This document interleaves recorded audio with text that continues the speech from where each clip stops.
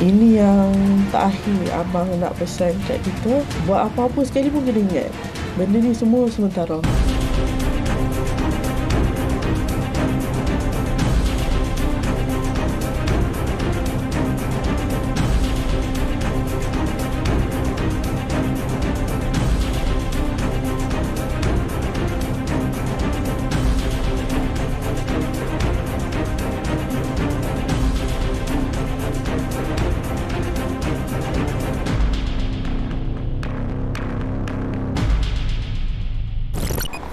Assalamualaikum dan salam sejahtera. Anda sedang menonton siaran terakhir 999 bagi tahun 2023.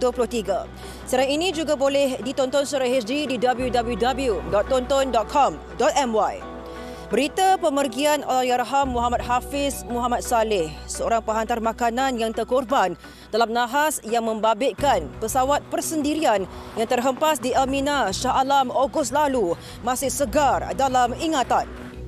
Kehilangannya tiada galang ganti, sekaligus meninggalkan 1001 memori buat seluruh keluarganya.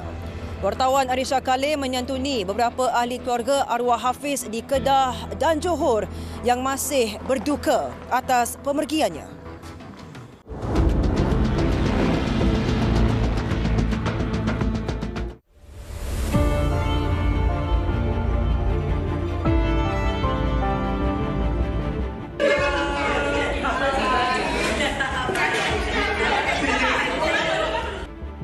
21 Disember 2022 merupakan sambutan hari jadi Allahyarham Muhammad Hafiz yang terakhir yang kini meninggalkan memori luka terhadap keluarga.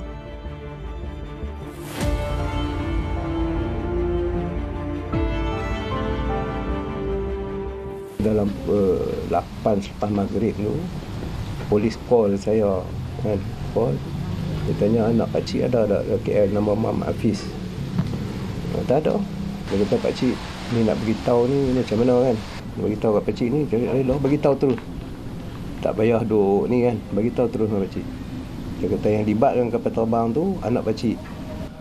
Itu yang saya macam, sebab kita tak tahu apa yang berlaku, walaupun pukul 8 orang dah, satu Malaysia ni dah tahu kata kejadian rider tu. Memang kita reda, tapi orang kata naluri dia tu, ya Allah, sebab benda tu kita dah tahu awal, tapi kita tak sangka kata anak kita. Kejadian nahas melibatkan sebuah pesawat Beechcraft 390 Premier 1 yang dilaporkan terhempas di Elmina Central Park, Shah Alam pada 17 Ogos lalu masih segar dalam ingatan segenap rakyat Malaysia. Mangsa Allahyarham Muhammad Hafiz Muhammad Saleh merupakan jenazah pertama yang dikenal pasti identitinya oleh Unit Forensik dan Jabatan Kimia Malaysia melalui ujian DNA. Allahyarham Muhammad Hafiz atau lebih dikenali sebagai Apit, berusia 32 tahun, merupakan anak jati Kedah dan bekas penuntut ijazah Sarjana Muda Kejuruteraan Pembinaan Awam.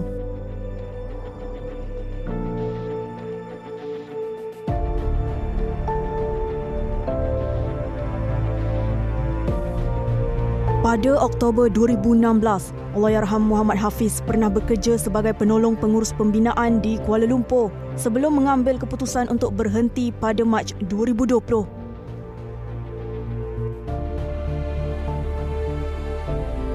Namun, kesukaran mendapatkan pekerjaan baru ketika era pandemik COVID-19, Allahyarham Muhammad Hafiz mengambil keputusan untuk bekerja sebagai penghantar makanan sepenuh masa sehingga dijemput ilahi pada 17 Ogos lalu. Seminggu sebelum kejadian tu, dia call dengan saya. Dia cakap, ayah, abang nak tukar, nak buat penama ayah insurannya. Tak kisahlah kan, sebab penama kita buat mana pun tak apa. Kita pun tak apa lah, kita setuju semua. Lepas tu dia cakap, abang nak balik awal. Dia tak kisahlah, kita pun adik yang kahwin dalam 25, dia kata dalam 20 macam tu kot, dia kata kan, kau boleh awal nak rehat. Dalam masa seminggu tu memang saya tak sedap hati dah. Tapi tak terlintas kan nak berlaku macam ni kan. Lepas tu masa mesyuarat tu adalah mereka tunjuk tu, kau tu nak tengok, kita tak nak tengok tu. Lepas tu masa terasa jugalah di hati tu, dia kata ada seorang rider kata. Lepas tu terus dia tinggalkan depan duduk situ, terus lagi masuk rumah. Tu masa abang beritahu, dia kata poli telefon, kata ada tanya nama apa semua tu. Saya rasa tak sedap lah. Menurut bapanya yang berusia 57 tahun ini, tanggungjawab arwah Apit sebagai tulang belakang keluarga menjadi pendorong buat 4 adik-beradiknya mengikut jejak langkah arwah dalam melanjutkan pengajian hingga ke Menara Gading. Dia kerja ni dia utamakan keluarga. Dia tegah juga, dengan adik-adik pun memang tegah lah. Sebab mula dulu masa dia lepas Tingkatan 6, dia mohon nak lanjutkan. Mula-mula dia tak dapat. Dia rasa dia menyesal sangat sebab apa tak dapat kan. Dia buat rayuan dapat. Sebab apa? Lepas tu dia kata jika macam contoh, dia tak sampai ke U, adik-adik 4 orang ni takkan sampai. Ibarat dia macam tu. Kalau dia mengaji sampai Tingkatan 6, lepas tu dia stop dia kerja, adik takkan sambung belajar. Dia bila dia ke depan dia, apa yang dia buat adik mesti ikut. Tapi alhamdulillah semua adik-adik dia semua sampai ke yang last ni semua U. Niat dia tu kira alhamdulillah lah, semua adik-adik boleh ikut lah. Jasa dia tu terlalu banyak.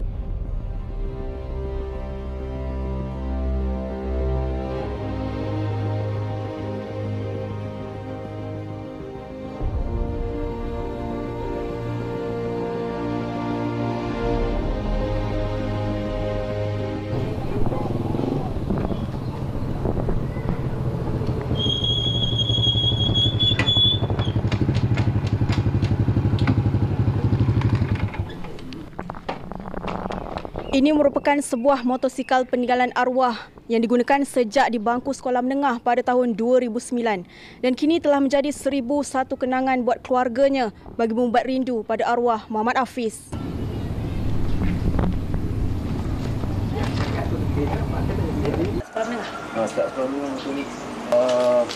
Kenangan.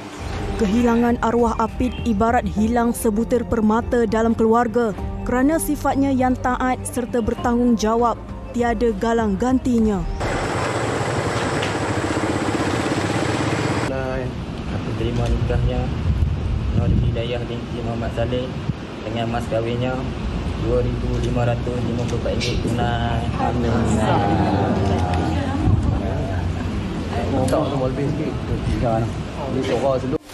10 hari selepas kejadian, tarikh keramat yang tidak mungkin dilupakan buat Nur Hidayah apabila terpaksa meneruskan majlis pernikahan tanpa abang sulungnya di sisi.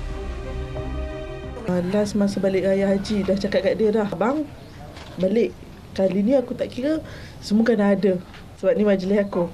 So masa bincang tu dia dah cakap dah, tak apa, aku buat kerja dengan Anet.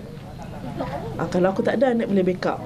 Dan tu kita macam sembang yang biasa, yang melawak, yang orang kata oh tu rupanya memang betul, dia tak ada.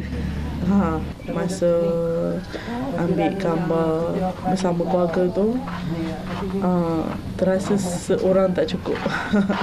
Kan hari akad nikah tu memang tak boleh tahan sebab memang akad nikah dekat masjid yang ke bumi abang kan. Sepanjang akad nikah tu memang tak boleh tahan sebab orang kata apa,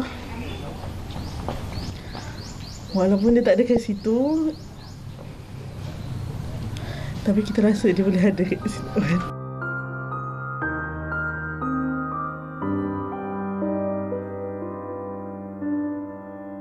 Rasa hiba menyelubungi diri tidak mematahkan semangat Nur Hidayah untuk meneruskan majlis tersebut dengan sumber kekuatan yang diperoleh dari seluruh keluarga.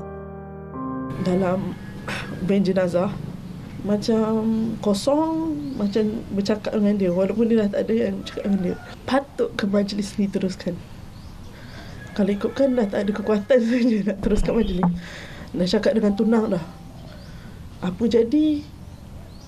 Daya minta maaf banyak. Sebabnya time tu bergelora, hati kita bergelora. Sebab yang nak sangat-sangat Daya kahwin dia.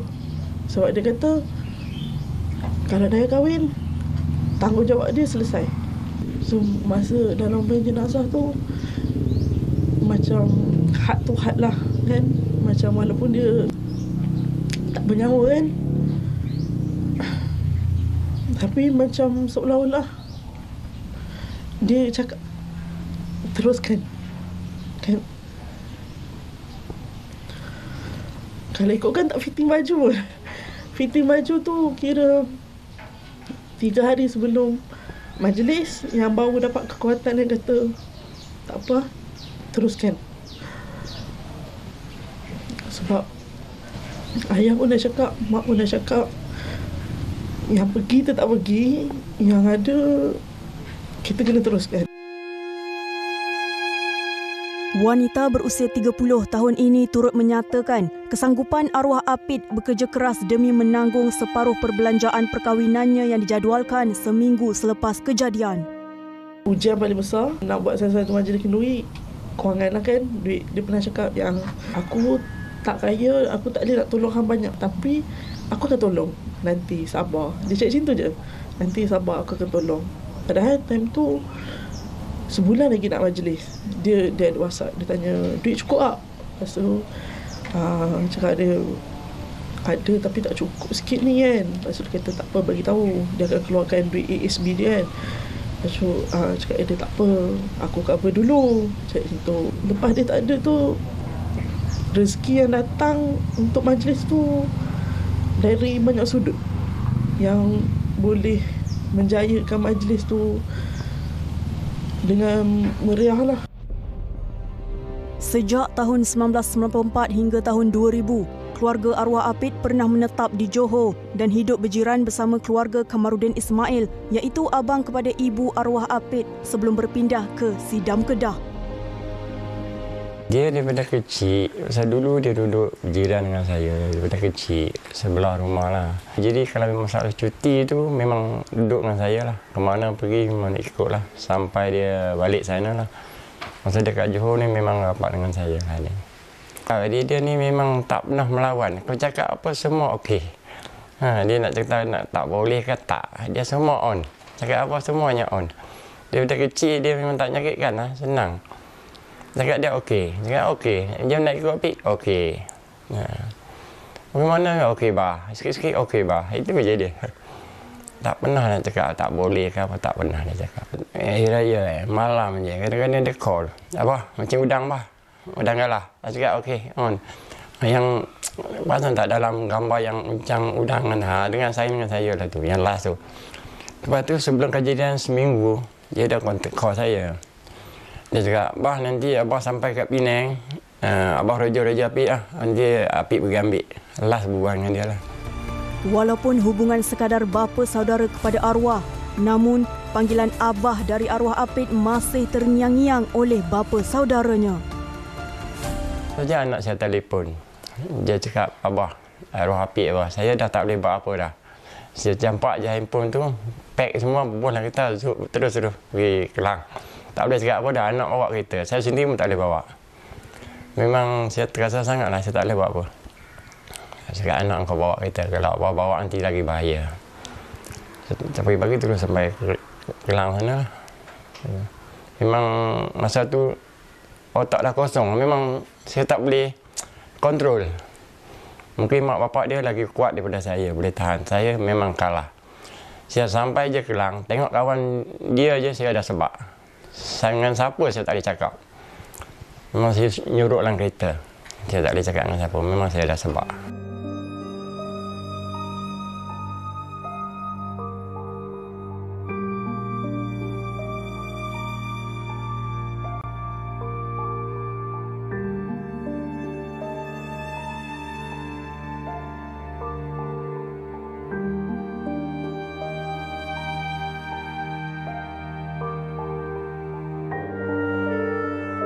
Dua hari lepas ke bumi, 2 hari baru selesai urusan keluarga, dah settle semua. So baru kemah kereta dia. So masa kemah kereta dia ni, ada buka dia punya satu beg laptop lah. Ada terjumpa satu buku nota ni. So dalam buku nota ni dia ada pesan 3 benda. Niat dalam hidup, kehidupan yang sementara, dengan kepuasan di dunia.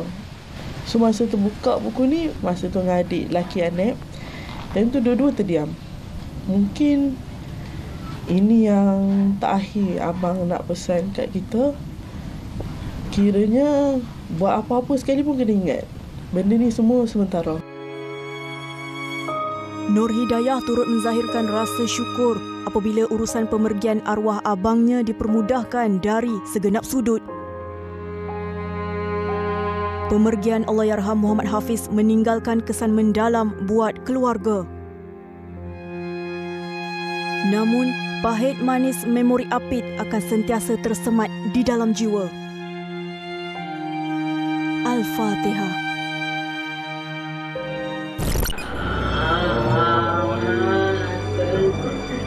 Bapa dia dengan mak dia ni orang sederhana, orang biasa.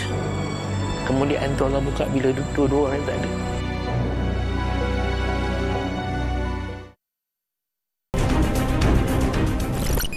Tragedi kemalangan jalan raya di Segamat yang meragut nyawa 6 sekeluarga pada tanggal 1 September 2023 menjadi kenangan pahit bagi dua beradik yang kini meneruskan kehidupan tanpa ibu bapa dan ahli keluarga yang lain.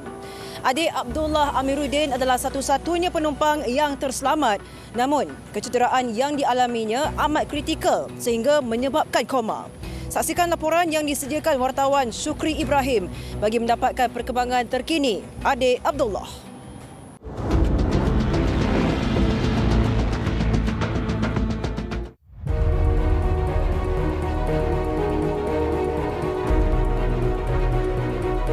Proses bedah siasat jenazah 6 keluarga yang terkorban dalam kemalangan di kilometer 5 Jalan Segamat Kuantan petang semalam. Hari itu, remaja lelaki terbabit dalam kemalangan jalan raya yang mengorbankan 6 ahli keluarganya di kilometer 5 Jalan Segamat Kuantan Jumaat lalu masih dirawat di unit rawatan rapi ICU Hospital Segamat.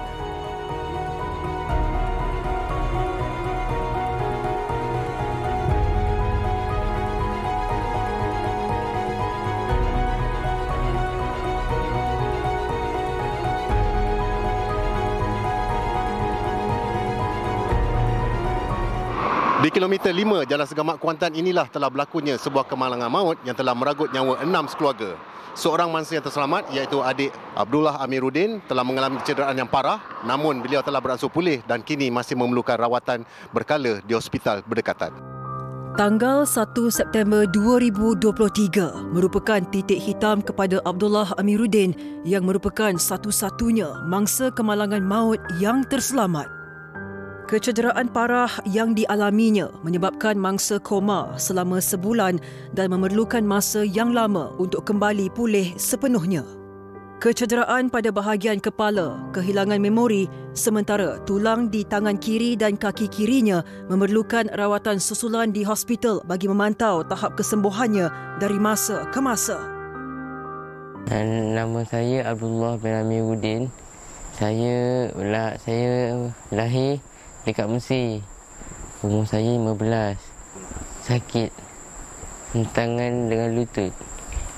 Tangan ni tulang patah. Lutut ni tak tahulah masalah dia apa tapi sakit. Sampai tak boleh lari. Saya kena pergi hospital untuk potong balik ni, nak kena betulkan tulang. Kalau lutut ni saya tak tahu ada masalah dia. Tapi sakit tu sakit sangat.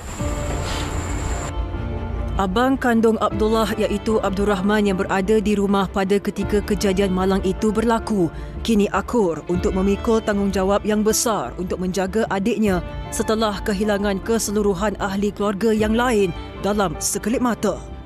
Usia 19 tahun, Abdul Rahman kini meneruskan pengajian peringkat ijazah dalam jurusan pendidikan sekolah rendah pendidikan Islam. Namun, Abdul Rahman sedar bahawa adiknya Abdullah juga amat memerlukannya di sisi. Sebelum kejadian, mungkin saya rasa macam hidup ni senang lenang. Tak ada senang lenang sangat. Cuma sebab ayah dengan mak ada semua diorang yang tertukar apa yang saya buat, perancangan masa depan. Tapi bila lepas jadi macam ni, semuanya memang kena sayang, kena fikirkan. Jadi saya cuba sampaikan apa yang mak arwah ibu hajat. Dia suruh belajar, sambung belajar. Dia suruh jadi cikgu. Dia kata kita buat pahala ni tak banyak dekat situ. Kalau kita belajar tu sekurang-kurangnya ilmu kita mengalir dekat orang lain. Tentu orang lain mengalir pula ilmu dia dekat orang lain. Masa yang dia baru balik daripada rumah tu, doktor bagi tahu dekat makcik memang dia nak sembuh tu lambat lah.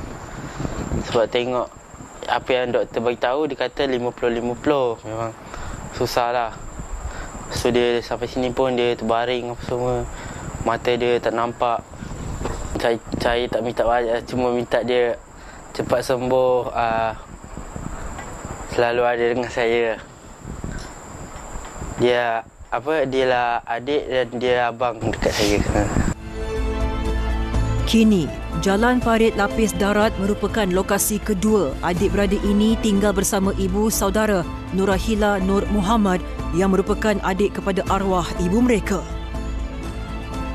Nurahila bertugas sebagai seorang guru di sekolah berdekatan dan antara ahli keluarga terdekat yang menjaga Abdullah sejak kemalangan itu. Abdullah diberi perhatian penuh khususnya didikan agama, malah Nurahila serta suami turut melatih semula hafalan Al-Quran Abdullah. Hari yang saya dapat tahu berita yang meninggal tu, saya telefon suami saya. Saya cakap lah gini kan. Lepas tu suami saya cakap, awak jangan risau, kita bela budak ni macam anak kita sendiri. Itu suami saya cakap. Jadi bila suami kita dah cakap gitu, kita memang dah terima lah. Memang kita terima dia memang macam anak kami sendiri. Memang macam anak saya sendiri. Jadi saya rasa tak ada masalah. Sebab satu, dia dah besar. Even kalau dia tak mampu nak berjalan pun, kami ada. Bapa saudaranya ada. InsyaAllah mak saudaranya ada. Pakcik-pakcik pun ada. Semua ada. Saya rasa boleh. Kita boleh bela dia. Sebab satu, ibu dengan abinya memang terlalu baik untuk kita orang. Jadi inilah masanya kita nak balas balik apa yang dia buat pada kita semua. Kan doktor boleh bagi kan, bagi video call, tengok muka dia. Doktor cakap 50-50. Tapi kita nak buat apa? Kita berserah je pada Allah. Kita usaha je lah yang mana mampu. Dan saya pasti insya-Allah dia akan selamat. Dia ni macam arwah kakak saya. Memang muka dia macam ibu dia. Jadinya tinggallah seorang ni. Jadi penguat abangnya yang tinggal seorang. Dan abangnya muka abinya. Jadi lengkaplah tu, seorang abi, seorang ibu. Itu yang membuatkan saya, kalau tengok muka dia memang nampak muka kakak saya lah. Kalau nak kata saya dengan kakak saya memang rapat lah, memang rapat. Atas sokongan keluarga ibu saudaranya, Puan Nur Hasila, kini masa depan kedua beradik ini semakin cerah untuk mereka mengharungi kehidupan di masa hadapan. Kini, Abdullah mendapat pendidikan di sebuah sekolah tahfiz yang berdekatan dengan rumahnya. Walaupun keadaan mental dan fizikalnya masih lemah, namun semangatnya yang kuat untuk belajar memberikan sinar untuk pulih sepenuhnya pada satu hari nanti. Sekolah Mahat Tahfiz At-Tanwiriyah di Parit Jawa, Muar, Johor kini menjadi rumah kedua Abdullah dalam menimba ilmu. Tahap kesihatannya semakin baik apabila dilihat ceria bersama rakan sekolah yang memahami peristiwa yang telah menimpanya. Baca je. Kita baca je nanti dapat dah. Kalau sekarang ni kita baru dapat 5 ayat. Surah An-Nazi'at. Sebab kita sakit. Kalau kita selalu baca Quran, nanti Quran tu tolong kita sihat ke. Nanti kalau baca Quran nanti cepat sikit sihat. Lepas tu bukan sihat je, dapat pahala lagi. Saya nak jadi bomba yang pandai bertarung. Saya nak jadi bomba kat askar tak kisah lah, tapi yang bahaya-bahaya lah. Saya minat yang tembak-tembak. Contohnya polis. Hajat mak bapak dia orang nakkan agama. Jadi kita orang kan sehabis baik kita akan cuba bantu dia untuk anak-anak jadi orang yang beragama. Itu hajat mak bapak dia. Sebab itu kita hantar dia ke tahfiz. Kita pastikan agama tu tak lari lah. Cuma kadang-kadang ni saya ni agak keras sikit. Saya tak nafikan. Tanya sikit, dah semayang belum? Tak ngaji, dah ngaji pula tu. Sebab ajan mak bapak dia agama, maka kami akan usahakan sejauh mana yang dia boleh buat. Tapi sebenarnya Abdullah ni dia lebih cenderung pada kemahiran. Saya punya anggapan kita hantar dia tahfiz ni untuk terapi otak dia. Itu sebenarnya tagihan. Dan alhamdulillah saya dapat kerjasama yang cukup baik dengan pengurusan Madrasah Tahfiz Tanwiriyah. Saya nak ucapkan terima kasih banyak-banyak pada orang yang banyak bantu kami. Terutama pada adik saya, Cik Wiyati, penyumbang-penyumbang pada Abdullah ni cukup banyak. Ada yang nyumbangkan barang, ada yang nyumbangkan doa, kan? Cukup banyak. Kemuliaan tu Allah buka bila dua-dua orang ni tak ada. Bapa dia dengan mak dia ni orang sederhana, orang biasa.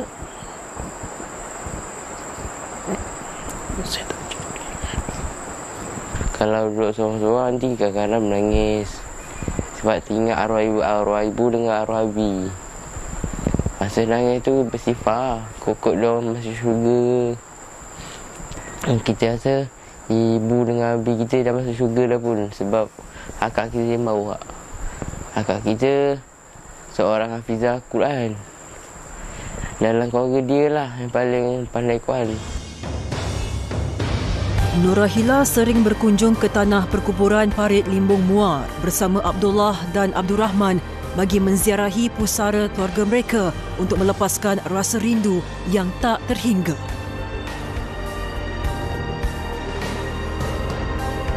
Dalam setiap kunjungan, harapan untuk mengembalikan memori Abdullah sering didoakan oleh Abdul Rahman yang rindu dengan keceriaan adiknya seperti dahulu. Laporan Syukri Ibrahim 999.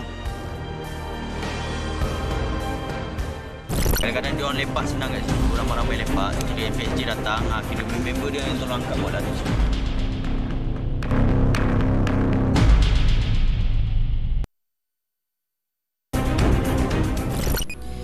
3 Oktober lalu, 999 pernah memaparkan laporan mengenai isu warga asing menjaja di kaki lima dan kawasan larangan sekitar Taman Pinggiran Putra Seri Kembangan. Hasil tinjauan terkini mendapati isu berkenaan masih berlarutan. Keras kepala dan degil, walaupun pemantauan berkala dan operasi sering digerakkan pihak berkuasa tempatan, namun penjaja warga asing dilihat masih bertapak di kawasan yang sama. Saksikan laporan khas penjajah asing monopoli kawasan disediakan wartawan Ainul Abdul Rauf.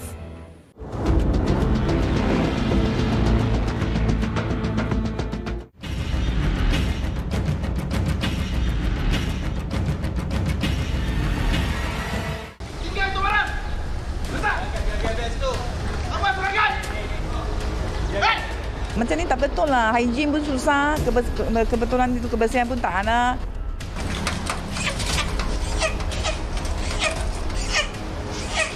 Tak boleh kan berniaga? Memang saya. Tapi saya masalah jantung. Tak boleh kerja kuat. Tengok macam mana? You beli dia. Jual dengan orang sekarang. Ini jual apa ni? Makanan. Ron! Ini pun kasih angkat. 3 Oktober lalu, kru 999 bersama Majlis Bandaraya Subang Jaya menjalankan serbuan terhadap warga asing yang bermaharajalela menjaja di kawasan larangan sekitar Seri Kembangan, Selangor.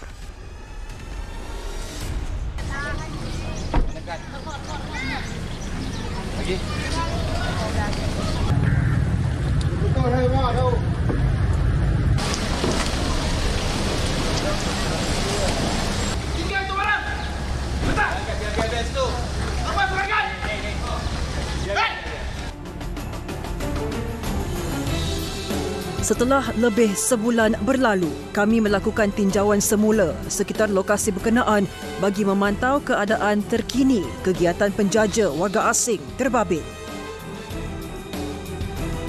Membimbangkan, itu gambaran kegiatan warga asing sekitar Taman Pinggiran Putra Seri Kembangan yang dilihat masih aktif menjaja di kawasan yang sama. Walaupun pernah diambil tindakan atas kesalahan sama, penjual makanan berusia 29 tahun ini seolah-olah tidak serik dengan tindakan yang pernah dikenakan sebelum ini.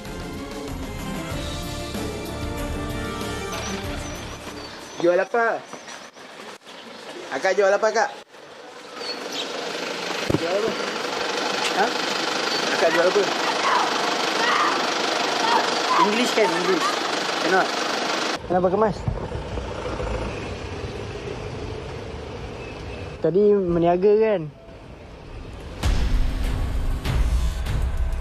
Dalam pada itu, kegiatan haram yang dijalankan turut menimbulkan kegusaran penduduk setempat rentetan keadaan kawasan yang kotor.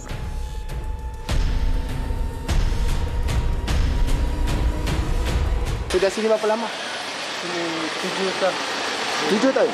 Sebelum ni mana? Sebelum ni duduk mana? Memang. Mau tanya, ni kotor-kotor ni apa benar? Orang ada sering makan. Ni nampak kotor tak? Faham, cakap tak faham dia. Saya sudah cakap, jangan ini macam, tak boleh. Nanti itu kotor-kotor, nanti itu sakit lah orang. Lepas tu dia orang cakap apa? Ya, dia cakap boleh. Macam. Tapi tak ada lah. Ya, dia punya orang tak faham cakap apa. Lelaki berusia 20 tahun ini mendakwa sikap penjaja warga asing yang tidak ambil pusing akan kebersihan kawasan sekitar mendatangkan perasaan kurang senang kepada penduduk setempat. Dia meniaga makanan lah. Makanan semua tepi tu sampah. Ada yang jual-jual apa benda, sayur, kat bawah pokok pun ada. Rasa rimas sangat. Sebab dia meniaga macam mana? Dia ni campak-campak sampah yang tu kan. Lepas niaga, tinggal macam tu je barang. Kotor-kotor lah. Tak kotor lah kat sini. Sini sangat kotor kalau meniaga depan. Dia tak ada kemas kan lepas tu? Lepas meniaga, tinggal macam tu je lah. Hari-hari dia meniaga? Hari-hari, setiap pagi. Lepas tu, tengah hari dia stop kejap, petang sambung. Tambahnya, penduduk warga tempatan acap kali menegur warga asing yang menjaja di kawasan terbabit, namun mereka tetap berdegil dan tidak mengindahkan teguran yang diberi. Pernah juga, tapi macam stay macam ni lah, keras kepala. Keras kepala? Dia bukan lari dengan barang-barang sekali, dia orang angkat pergi, simpan, berterabur semua. Semua lesap. Dengan makan makanan sekali, tak tahu dia orang campak mana. Dia orang je ada kat bawah pokok. Ramai, dia orang ada separuh yang lepak situ. Ada yang meniaga, ada yang lepak kat situ. Kadang-kadang dia orang lepak senang kat situ, ramai-ramai lepak. Kira MPSJ datang, kira member dia yang tolong angkat buat lari semua. So sempatlah untuk dia orang buat lari. Kalau macam seorang niaga, tak ada orang yang nak duduk sebelah dia orang, kira MPSJ datang, dia orang banyak barang kan, dia orang tak mampu nak buat lari lah semua. Menurut Datuk Bandar Subang Jaya, Datuk Muhammad Fauzi Muhammad Yatim, kegiatan terbabit bukan sahaja mengabaikan larangan Undang-Undang Kecil Pelesenan Trade Perniagaan dan Perindustrian MBSJ 2007, malah mengganggu ketenteraman orang awam. Sebenarnya isu warga asing ni di kawasan PBT di Selangor dan juga satu negara sebenarnya menghadapi benda yang sama. Masalah kebanjiran pekerja-pekerja asing ini. Jadi isu ni datang disebabkan perniagaan ini dimonopoli oleh warga-warga asing. Ini menyebabkan mungkin kesan negatif ataupun impak yang cukup besar kepada masyarakat di situ. Contoh satu, dari segi kebersihan mungkin di kawasan tersebut mungkin tidak bersih, kotor. Dari segi keselamatan, gangguan lalu lintas, kacau ganggu kepada masyarakat. So mereka sentiasa berada di kawasan itu. Di sinilah yang sering berlaku yang mendatangkan kacau ganggu kepada masyarakat, dan di sinilah kita MBSJ pergi untuk memantau menyalakan operasi. Bagi menangani isu terbabit, pihak MBSJ sekali lagi menggerakkan operasi terhadap penjaja warga asing yang melanggar undang-undang di bawah Seksyen 46 Akta Jalan, Parit dan Bangunan 1974. Operasi yang disertai seramai 5 pegawai dan 17 anggota MBSJ ini dijalankan pada jam 7 malam. Ekoran aduan orang awam yang diterima mengatakan warga asing ini masih aktif menjaja di kawasan terbabit meskipun pada waktu malam. Yes, ambil ya.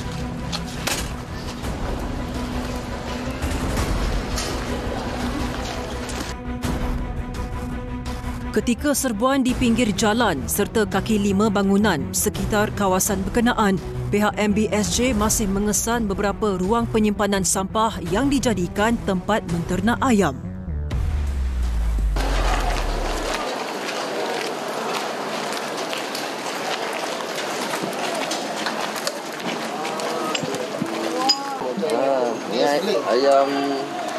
Ayam daging. Pemilik warga asing yang bertanggungjawab meletakkan beberapa ekor ayam di tong sampah ini dipercayai masih tidak mengambil pusing walaupun telah diberi amaran keras oleh pihak MBSJ. Difahamkan, ayam yang diternak dipercayai dibekal kepada penduduk warga asing sekitar kawasan tersebut. Diorang ni sejak duduk sini memang suka buat hal diorang lah. Macam kampung diorang sendiri, dia jual bang. Sirih dia jual. Kadang-kadang tu ayam sembelih merata, darah merata. Sembelih ayam sini sana, minum arak sini sana. Penduduk tempatan berusia 19 tahun ini turut meluahkan hasrat agar isu kebanjiran warga asing di kawasan berkenaan dapat segera ditangani pihak berkuasa. Saya harapkan semua orang-orang ni clear lah daripada sini. Saya pun duduk sini dah nak 20 tahun. Saya ada IC warga negara, takkan duduk macam dah tumpang kat sini kan. Saya pun sakit kat hati saya kadang-kadang tengok diorang buat kepala diorang. Itu yang susah tu. Selain itu, tindakan membantras kegiatan terbabit secara tidak langsung mampu memulihkan punca rezeki peniaga warga tempatan di kawasan berkenaan.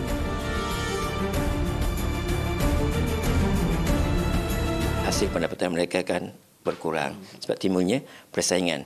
Sebab tentu kita dapati yang warga asing menjual dengan harga yang murah. Contoh kalau barang-barang pasar di pasar-pasar borong, ada peniaga tempatan satu ruang.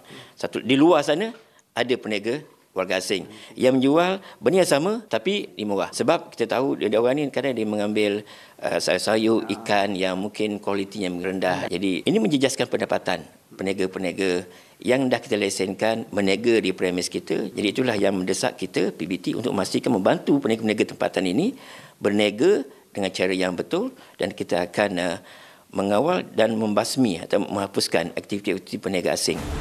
Operasi yang dijalankan selama 1 jam itu berjaya menyita pelbagai barangan perniagaan termasuk buah-buahan serta sayur-sayuran di bawah kesalahan Undang-Undang Kecil Kerja Tanah MBSJ 2007. Difahamkan, pihak MBSJ telah melaksanakan 56 operasi sehingga November tahun ini, malah turut berkolaborasi dengan agensi kerajaan yang lain. Pada waktu sama, peranan orang awam diperlukan sebagai mata dan telinga pihak berkuasa bagi menyalurkan maklumat untuk membantras isu penjaja warga asing. Laporan Ainul Abdul Rauf 999.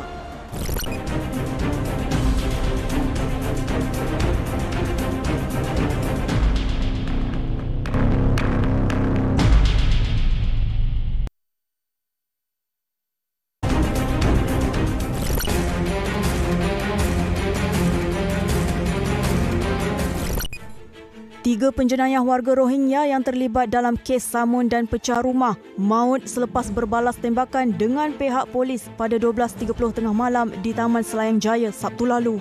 Kumpulan penjenayah tersebut dipercayai bergiat aktif dalam aktiviti samun dan pecah rumah bersenjata di sekitar daerah Gombak.